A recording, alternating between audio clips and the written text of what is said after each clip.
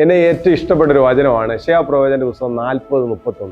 യഹോവയെ കാത്തിരിക്കുന്നവർ ശക്തിയെ പുതുക്കും.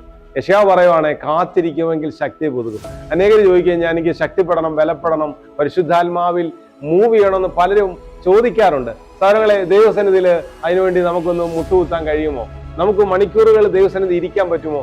ഞാൻ വിശ്വസിക്കും ആമേ ശക്തി പ്രാപിപ്പാൻ തക്കോണം ഇടയാവും. ഞാൻ വിശ്വസിക്കുന്നു കഴുകന്മാർക്ക് മേലെ പറക്കുവാൻ തക്കോണം നമുക്കിടയാകും.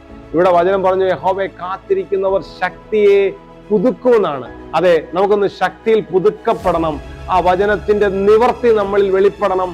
അതുകൊണ്ട് ദൈവത്തോട് ചോദിക്കണം, കർത്താവേ, ഞാൻ ഇതുവരെ പ്രാപിച്ചൊരു ശക്തിയല്ല, അതിലപ്പുറം ഒരു പുതു ശക്തി എനിക്ക് വേണം, ഒരു പുതിയ കൃപ എനിക്ക് വേണം, പുതിയൊരു അഭിഷേകത്തെ എനിക്ക് വേണം. അതുകൊണ്ട് ഞാൻ ചോദിക്കുന്നു, ദൈവമേ, ഞാൻ യാചിക്കുന്നു. അതിനുവേണ്ടി ദൈവസന്നിധി ഇരിക്കുക, അതിനുവേണ്ടി ഉപവസിക്കുക, അതിനുവേണ്ടി പ്രാർത്ഥിക്കുക.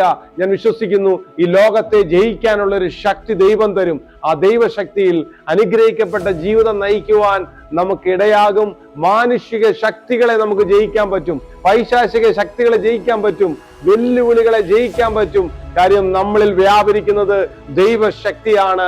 ആ ശക്തി ഒരു വ്യക്തിയായതുകൊണ്ട് അതൊരു ഭയങ്കര മിറക്കളായിരിക്കും. അവൻ ജയകരമായ ജീവിതത്തിന് ദൈവശക്തി പ്രാപിക്കുക.